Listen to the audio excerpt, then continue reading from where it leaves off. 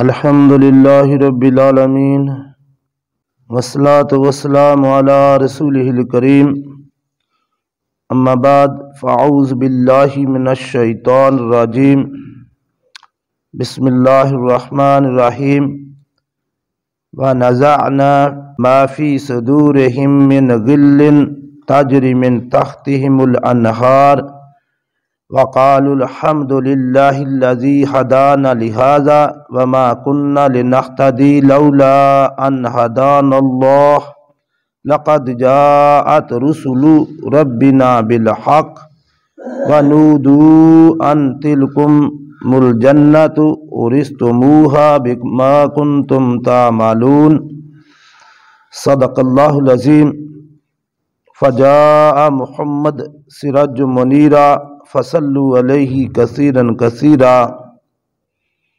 سورۃ الاعراف آیت نمبر 43۔ ارشاد باری تعالیٰ ہے وَنَزَعْنَا مَا فِي صُدُورِهِم مِّنْ غِلٍّ، اور ہم ان کے دلوں میں جو رنجشیں ہوں گی وہ نکال دیں گے۔ کن کا تذکرہ چل رہا تھا؟ اہل جنت کا۔ تو اللہ نے فرمایا ان کے دلوں میں جو رنجشیں، جو دنیا میں ایک دوسرے کے ساتھ چھوٹی موٹی ناراضگی تھی، یہ ہم نکال دیں گے۔ جب اہل جنت پل صراط سے گزریں گے، پل صراط کے اگلے کنارے پر ایک جگہ ہے، وہاں ٹھہر جائیں گے، جنتیوں کو ٹھہرایا جائے گا، اور پھر وہاں جو آپس کے معاملات ہیں وہ طے کروائے جائیں گے۔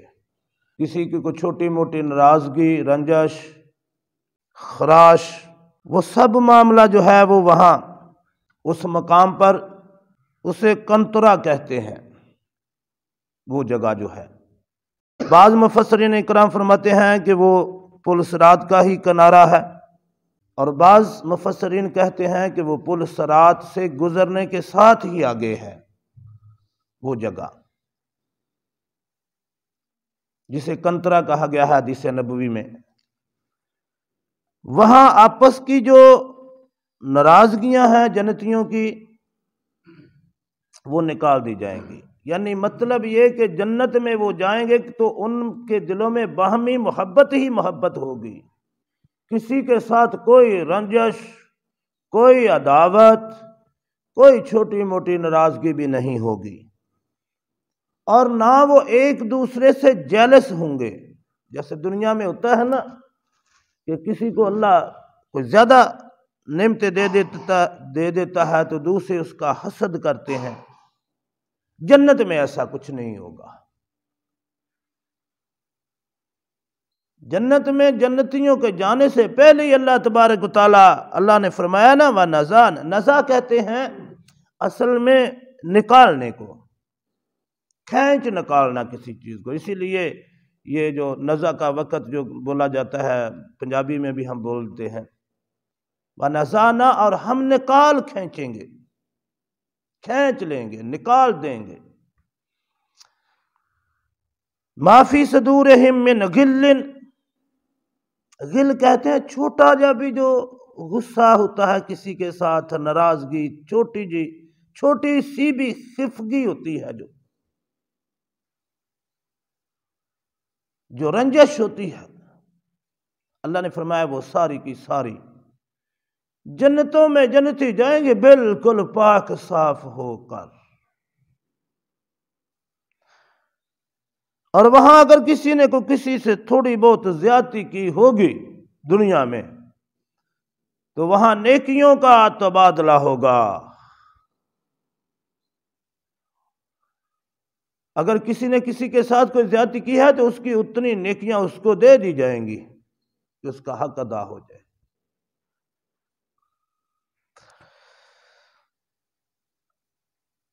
پھر اللہ رب العالمین نے فرمایا یہ سارا معاملہ طے جب ہو جائے گا، کسی کے دل میں کوئی رنجش، کوئی عداوت، کوئی چھوٹا موٹا بھی ایک دوسرے کے خلاف گلا شکوہ نہیں رہے گا، یہ دلوں سے سب اللہ فرماتے ہیں نکال دیا جائے گا۔ اور نکالیں گے کون؟ اللہ رب العالمین۔ پھر تجری من تحتہم الانہار، پھر ان کو جنت کے محلات میں داخل کیا جائے گا، ان محلات کے نیچے سے نہریں چل رہی ہوں گی. یعنی اس کا ایک خوبصورت منظر اللہ رب العالمین نے بیان فرمایا ہے. دیکھنا ہم دنیا میں بھی ہم نے سمندر کے اندر جا کر ہم نے وہ اپنے محلات بنائے ہوئے ہیں اور سمندر کے بیچ بنائے ہوئے ہیں، تو بڑا ایک خوبصورت سا منظر اللہ نے بیان فرمایا کہ جب وہ اپنے جنت میں پھر داخل انہیں کیا جائے گا، اور جنت میں جو ہے وہ جو محل ہوں گے ان کے محلوں میں سے تجری من تحتہم الانہار، ان کے جنت کے محلات کے نیچے سے نہریں چل رہی ہوں گی. وَقَالُوا الْحَمْدُ لِلَّهِ الَّذِي هَدَانَا لِهَذَا، اور وہ جنتی جو ہیں وہ کہیں گے کہ الحمدللہ الذی، اس اللہ رب العالمین کے لیے ساری تعریفیں ہیں جس نے ہمیں اس طرف ہدایت دی، یعنی جنت کی طرف ہمیں ہدایت دی. یہ تو سارا اسی کا فضل و کرم ہوگا نا. تو جنتی جب جنت میں داخل ہوں گے تو پھر وہ اللہ کا شکر ادا کریں گے، اللہ کی حمد بیان کریں گے کہ یا رب العالمین تیرا ہزارہ بار شکر کہ تو نے ہمیں یہ اس راستے کی طرف جو ہے وہ ہدایت دی، یعنی جنت کی طرف. وَمَا كُنَّا لِنَهْتَدِيَ لَوْلَا أَنْ هَدَانَا اللَّهُ، اور ہم ہرگز ہدایت یافتہ نہ ہوتے، ہم ہرگز اس طرف ہدایت نہ پاتے اگر تو ہمیں ہدایت نہ دیتا.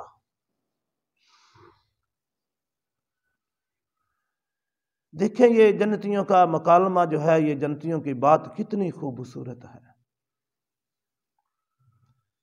وہاں عاجزی و انکساری، اللہ رب العالمین جب سب کچھ دے دیں گے، وہ یہ نہیں کہیں گے کہ میں بڑا نیکوکار تھا، میرے پتلے بڑی نیکیاں تھیں، میں یہ تھا میں وہ تھا. یہ بات نہیں وہاں ہوگی، بلکہ وہ سارے کا سارا جو کچھ انہیں ملے گا انہیں اللہ کی طرف ہی منسوب کریں گے کہ یا اللہ تو نے ہمیں دیا، اگر تو ہمیں ہدایت نہ دیتا ہم ہدایت ہی نہ پاتے. اور دنیا میں بھی بندہ مومن کو یہی اختیار کرنا چاہیے، جو نعمتیں بھی اسے ملی ہیں اسے اپنی عقل فکر اور کوشش نہ سمجھے بلکہ اللہ کی طرف سے ہی سمجھے. اور جنت میں تو ہر بندہ اپنے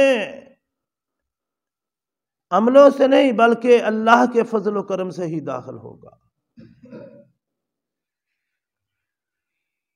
اور یہ جو عمل ہے یہ اللہ کے فضل کے حصول کا ذریعہ ہے. نیک عمل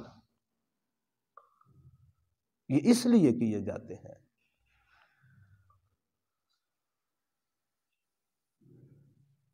لَقَدْ جَاءَتْ رُسُلُ رَبِّنَا بِالْحَقِّ، بے شک اے ہمارے رب تو نے رسول بھیجے حق کے ساتھ.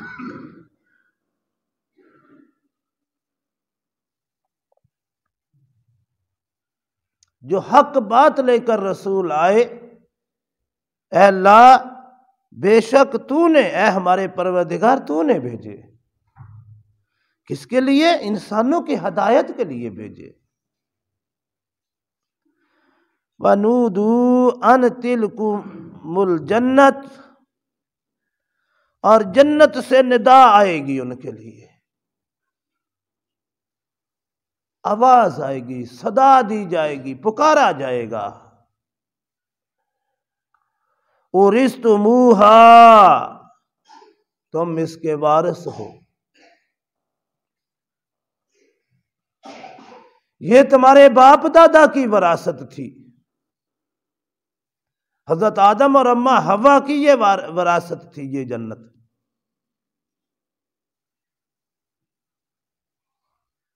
ابلیس نے انہیں برگلایا اور وہاں سے انہیں نکلوانے کا سبب بنا.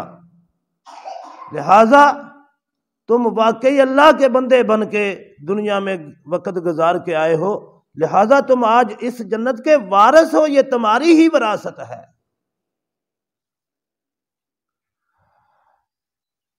اورثتموہا، اس کے تم وارث ہو۔ جنت سے پکار آئے گی، پکارا جائے گا کہ اب تم اس کے ہمیشہ ہمیشہ کے لیے وارث ہو۔ بما کنتم تعملون، جو کچھ تم نے یعنی اچھے عمل کیے، ایمان اور عامل الصالحات پیچھے گزر گیا نا پچھلی آیت کے اندر کہ والذین آمنوا وعملوا الصالحات،